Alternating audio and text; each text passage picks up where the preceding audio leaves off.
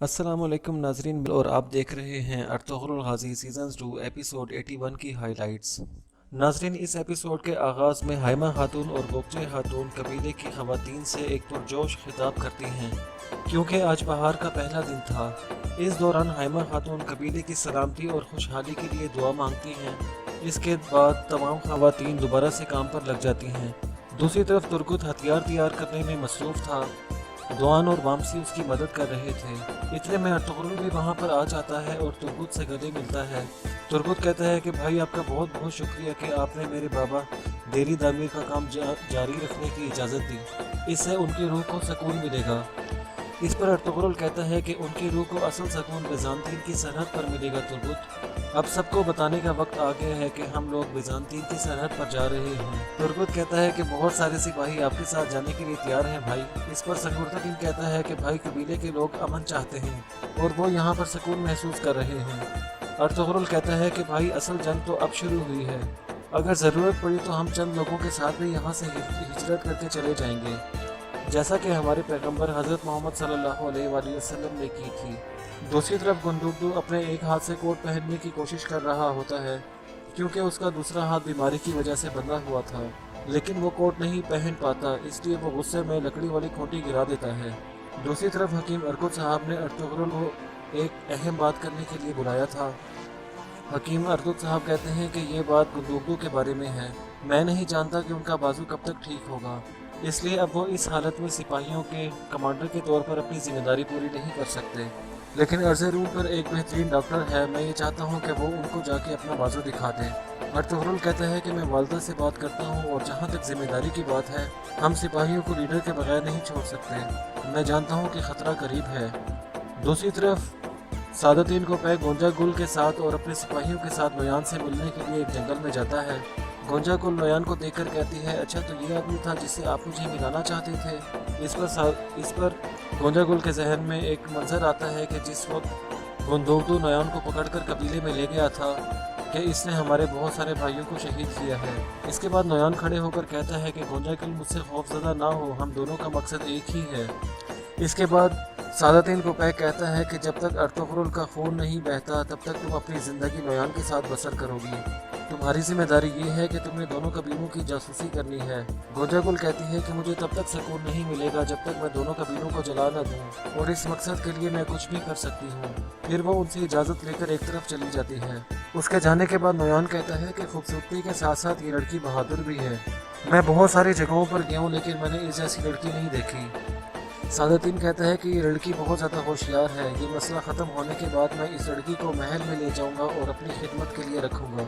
नोयान कहता है कि मैं नहीं चाहता कि ये लड़की महल में जाकर ज़ाया हो जाए। ये लड़की मुझे बहुत अच्छी लगी है।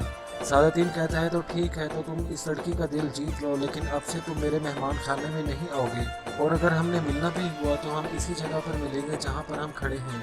ये कहकर सादतीन को पैक चला जाता है। दूसरी तरफ कबीले में बानो झिझक की मंगनी की तैयारी हो रही थी क्योंकि आज रात को अर्तुगरुल ने टोटकिन के पास उसका हाथ मांगने के लिए आना था। गोगचे बानो झिझक को कपड़ों का एक नया जोड़ा देती है, जिसे देखकर बानो झिझक बहुत ज़्यादा खुश होती है और उसका शुक्रिया अदा करती है। दूसरी तरफ हलीमा सुल्तान अपने भाई शाहिर और अर्तुगरुल के भाई दुंदार के लिए बिस्तर लगवा रही थी क्योंकि वो बहुत जल्दी वापस आने वाले थे। इतने में अर्तुगरुल भी आ जाता है। हलीमा कहती है कि मैं नहीं जानती कि मैं कल तक कैसे बर्दाश्त करूँगी क्योंकि मैंने इन दोनों को बहुत ज़्यादा याद किया है।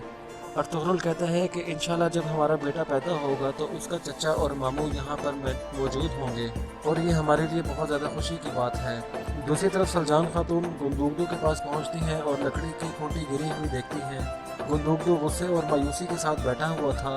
सलजान कहती है कि क्या बात है गुंदुकदू, परेशान क्यों हो? गुंदुकदू कहता है कि मैं अपना लिबास तो खुद भी नहीं पहन सकता। सलजान कहती है कि मैं आपकी मदद करती हूँ, आज बहार का पहला दिन है और बाहर सब लोग आपका इंतज़ार कर रहे हैं। गुंदुकदू कहता है, नहीं सलजान, मुझे मदद की ज़रूरत नहीं है। मैं इस हालत में लोगों के सामने नहीं जाना चाहता।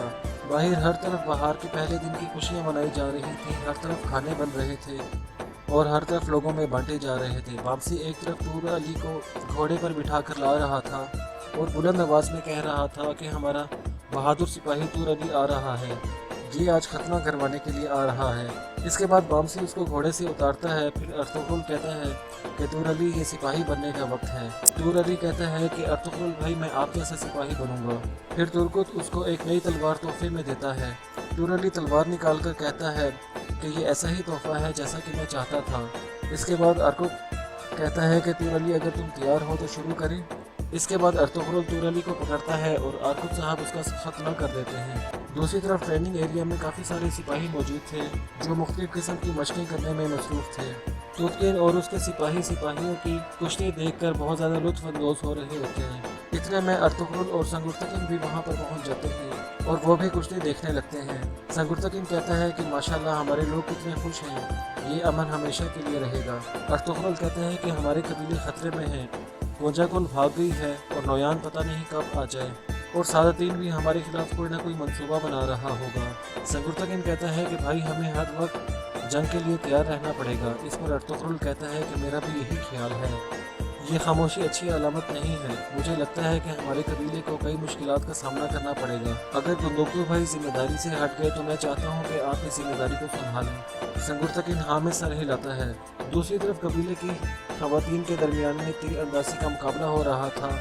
خواتین باری باری آ کر اپنے ہنر کا مظاہرہ کر رہی تھیں۔ بانو جھجک بھی اس مقابلے میں شریک تھی، وہ ایک تیر چلاتی ہے جو بالکل درمیان میں جا کر لگتا ہے۔ اس طرح بانو جھجک یہ مقابلہ جیت جاتی ہے۔ سب عورتیں اس کو مبارکباد دیتی ہیں۔ پھر ہائمہ خاتون بھی اس کے پاس آتی ہیں اور اس کو مبارکباد دیتی ہیں اور ایک تحفہ بھی دیتی ہیں۔ دوسری طرف سپاہیوں کی کشتی چل رہی تھی اور ارطغرل کے ساتھ سب لوگ دیکھ کر لطف اندوز ہو رہے تھے۔ توتکن ارطغرل سے کہتا ہے کہ ارطغرل بھائی اپنا ایک سپاہی منتخب کریں جو کشتی میں حصہ لے، ہم بھی اپنا ایک سپاہی بھیجتے ہیں، پھر اس کے بعد ہم دیکھیں گے کہ کس کے سپاہی مضبوط ہیں۔ میں گواج الف کو منتخب کرتا ہوں۔ اس کے بعد ارطغرل بھی بامسی کو آواز دیتا ہے اور کہتا ہے کہ بامسی باہر آؤ۔ اس کے بعد گواج میں اور بامسی میں مقابلہ شروع ہو جاتا ہے۔ دونوں قبیلوں کے سپاہی اپنے اپنے سپاہی کا نام پکارنے لگتے ہیں۔ کشتی کرتے ہوئے بامسی گواج کا بازو پکڑ لیتا ہے اور کہتا ہے کہ ہار مان لو بھائی۔ پہلے گواج ہار ماننے سے انکار کر دیتا ہے، لیکن اس کے بعد بامسی تھوڑا سا اور اس کا ہاتھ مروڑتا ہے تو گواج کہتا ہے کہ ٹھیک ہے میں نے ہار مانی۔ اس طرح بامسی کشتی جیت جاتا ہے۔ اس کے بعد گواج غصے سے وہاں سے جانے لگتا ہے تو بامسی اس کو کہتا ہے کہاں جا رہے ہو بھائی، واپس آ جاؤ، یہ مذاق ہے، اگلی دفعہ بے شک تم جیت جانا۔ لیکن گواج وہاں سے نہیں رکتا، لیکن غصے میں چلا جاتا ہے۔ اس کے بعد توتکن بامسی سے ملتا ہے اور اس کو کہتا ہے کہ تم نے ثابت کر دیا کہ تم واقعی ایک بہادر سپاہی ہو۔ اس کے بعد وہ بامسی کو انعام کے طور پر تیر رکھنے والا ایک تھیلا دیتا ہے۔ اس کے بعد سپاہی گواج اپنے گھوڑے پر سوار ہو کر قبیلے سے باہر نکل جاتا ہے۔ دوسری طرف خواتین تیر اندازی کرنے میں مصروف تھیں۔ اتنے میں ارطغرل اور سنگرتکن حکیم ارتک کو لے کر وہاں پر پہنچ جاتے ہیں۔ ہائمہ خاتون ان سے پوچھتی ہیں کہ اس خوشی والے دن آپ لوگ اتنے پریشان کیوں لگ رہے ہیں؟ ارطغرل کہتا ہے کہ والدہ اگر آپ اجازت دیں تو ہم ایک اہم مسئلے پر آپ سے بات کرنا چاہتے ہیں۔ ہائمہ خاتون پریشان ہو کر پوچھتی ہیں کہ کیا ہوا؟ اس کے بعد حکیم ارتک صاحب کہتے ہیں کہ بندوقچو کی بیماری میرے علم سے باہر ہے، ان کو فوری طور پر عرضی روم لے جانے کی ضرورت ہے تاکہ وہ صحت یاب ہو سکے۔ اس کے بعد سنگرتکن کہتا ہے کہ اس حالت میں میرا بھائی سپاہیوں کے کمانڈر کی ذمہ داری نہیں سنبھال سکتا۔ اس پر ارطغرل کہتا ہے والدہ ہمیں یہ مسئلہ حل کرنا ہوگا اس سے پہلے کہ یہ خبر ہمارے دشمنوں تک پہنچے۔ دوسری طرف بندوقچو اور سلجان خاتون اپنے خیمے میں موجود تھے۔ سلجان نے ساری چیزیں اپنی جگہ جگہ پر رکھ دی تھی۔ اس پر بندوقچو کہتا ہے کہ سلجان تمہارا شکریہ، اب مجھے اکیلا چھوڑ دو۔ اس پر سلجان خاتون پریشان ہو جاتی ہے۔ بندوقچو پھر سے اس کو جانے کو کہتا ہے، پھر سلجان خاتون باہر چلی جاتی ہیں۔ اس کے بعد بندوقچو کہتا ہے کہ یا اللہ اس درد سے میرا مزید امتحان نہ لے، اور یہاں پر اس قسط کا اختتام ہو جاتا ہے۔